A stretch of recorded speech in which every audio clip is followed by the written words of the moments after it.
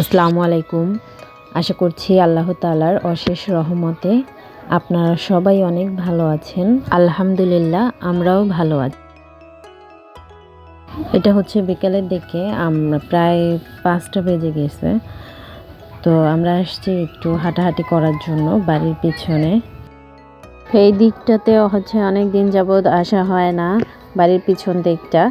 তো ভাবলাম যে একটু ঘুরে ফিরে আসি। ভাবছিলাম নদীর পাড় পর্যন্ত যাব, আমাদের বাড়ির পিছনে হচ্ছে নদীর পাড়। ভাবছিলাম যে একটু নদীর পাড়ে যাব, নদীর পাড় দিয়ে ঘুরে ফিরে আসব। তো তার হয়ে ওঠে নাই, কারণ দেখলাম ঘড়িতে 5টা বেজে গেছে। তো নদীর পাড় যেতে যেতে দেখা যাবে আজান দিয়ে দেবে, সেই জন্য এই কাজ দিয়ে ঘুরে ফিরে চলে আসছি। তো সরিষা ফুল দেখলে আসলে খুব ভালো লাগে। আর সরিষা ফুল দেখে মনে পড়ে গেছে যে ছোটোবেলাতে সরিষা ফুল দিয়ে তেঁতুল মাখা খেতাম। আর এই যে একটা বাগান করছে, লাউ চাষ করছে, লাউ ধরছেও। দূর থেকে মনে হয় দেখা যাচ্ছে না ক্যামেরাতে।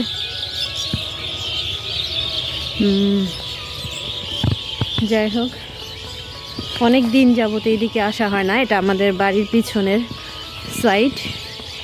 আর সন্ধ্যা প্রায় হয়ে আসছে, পাখিগুলো কিরকম কিচিরমিচির করছে, শব্দ ভালোই লাগছে, পাখির শব্দ।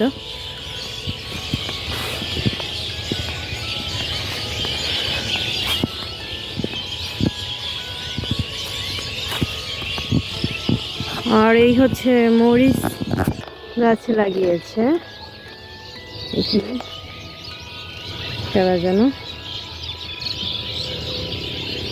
ভালোই মরিচ ধরছে।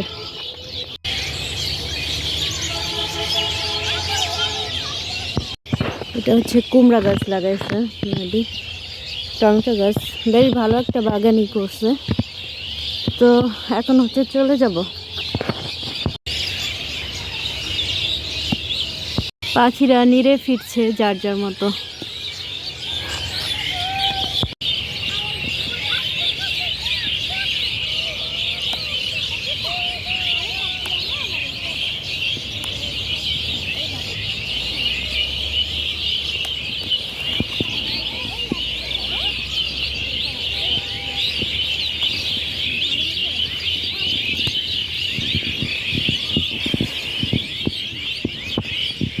তো এখন সন্ধ্যা হয়ে গেছে, আসছি তখনই প্রায় সন্ধ্যা।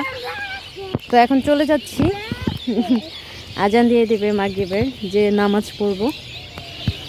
তারপরে হচ্ছে তেঁতুল মাখা খাবো ফুল দিয়ে। আগে আমাদের বাড়ির পিছনে যে জমিটা আছে, এই জমিতে প্রত্যেকেই দেখা যেত কলই শাক আর সরিষা বুনতো। প্রত্যেকটা মানে পিছনের দিকটা একদম সবুজে সবুজে আর হলুদে হলুদে ভরা থাকতো। কিন্তু এখন মানে অন্যান্য সবজিও করছে দেখলাম, তো ভালোই হয়েছে। তো যত দিন যাবে ততই চেঞ্জ হতে থাকবে। তো আমরা তো চলে এসেছি তখনই। তো এসে নামাজ কালাম পড়ে তারপরে তেঁতুল মাখানোর জন্য প্রস্তুতি নিচ্ছিলাম। তো টমেটো কেটে নিয়েছি, ধনিয়া পাতা কেটে নিয়েছি, আর ফুলগুলো ছিঁড়ে নিয়েছি, শুধু ফুলের অংশটুকুই রেখেছি। তারপর লবণ দিয়ে একটা শুকনো মরিচ ডালা ভালোভাবে গুঁড়ি করে নিচ্ছি। গুঁড়ি করে নেওয়ার পরে এই যে ছিঁড়ে রাখা ফুলগুলো একটু একটু করে ভালোভাবে মথে নেব।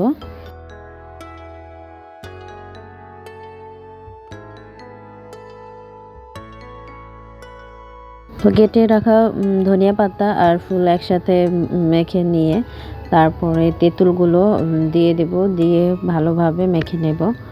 আর এটা হচ্ছে কাঁচা তেঁতুল, তাজা তাজা তেঁতুল দিয়ে করলে বেশি ভালো হয়। আর এই তেঁতুলটা আমার ঘরেই ছিল, তো ঘরের তেঁতুল দিয়েই মেখে নিচ্ছি। তারপরেও স্বাদ কিন্তু অনেক ভালো হয়েছে, খারাপ লাগেনি। তো তেঁতুলগুলো ভালোভাবে মাখিয়ে তারপরে হচ্ছে টমেটো দিয়ে মাখিয়ে নেব।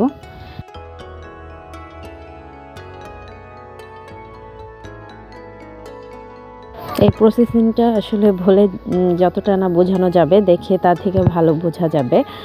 তো মাখানোটা আসলে যত ভালো হবে, ভর্তার টেস্টটা কিন্তু ততই ভালো হবে তেঁতুল ভর্তার।